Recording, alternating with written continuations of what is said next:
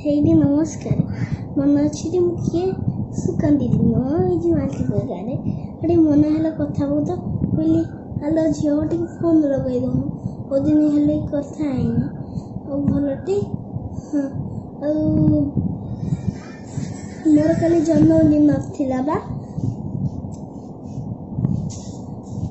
ଜନ୍ମଦିନ ତାପରେ କନ୍ୟା ବୋଉ ଶାନ୍ତି ବୋଉ ଅଳ୍ପନା ବୋଉ ସବୁ କେତେ କ'ଣ ଫୁଲ ଫଳ ମିଠା ପିଠା କରି ସବୁ କରି ଯାଇଛନ୍ତି ଆଉ ସେଇ କନ୍ୟା ବୋଉ ଶ୍ରୁତି ଇଏ ମା କେତେ ସୁନ୍ଦର କବିତା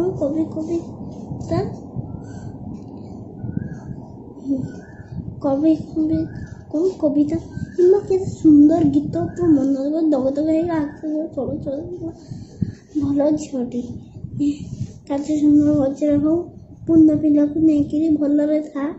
ଆଉ କେତେ କ'ଣ ଭାରି ମନ ଭଲ ଲାଗିଲା ଆଉ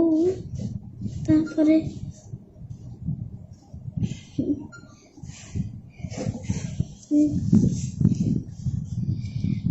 କହିଲେ ନା ସେ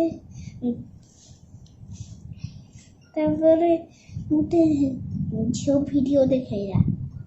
ସେ ଝିଅ ଭିଡ଼ିଓରେ ଗୋଟେ ମ୍ୟାଡ଼ାମ୍ ଥିଲେ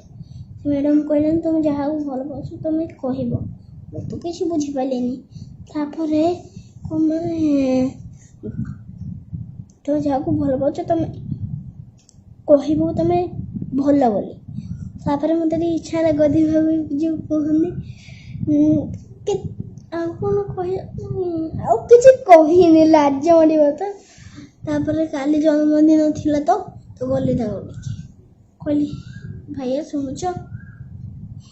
ହଁ ଶୁଣୁ ଭାଇଆ ଶୁଣୁଛ କ'ଣ କହିବି ଲୋକଟାକୁ ଭଲରେ କହିବାକୁ ପଡ଼ିବ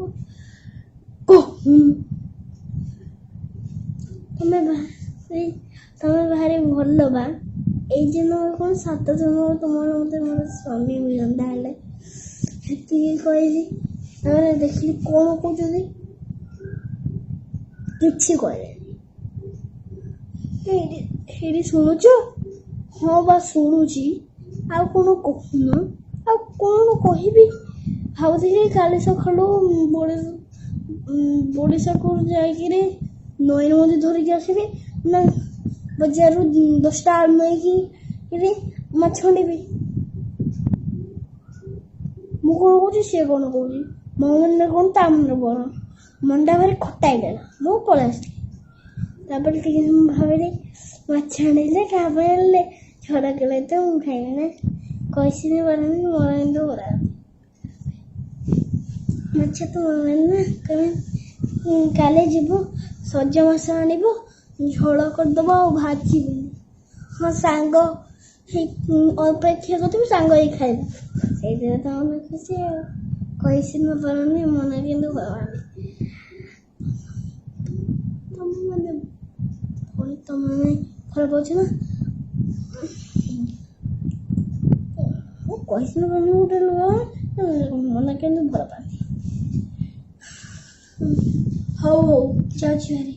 ବହୁତ ରାତି ହେଲାଣି ପୁଣି ସକାଳକୁ ତାକୁ ଉଠେଇବି ମାଛ ଆଣିବାକୁ ଯିବାକୁ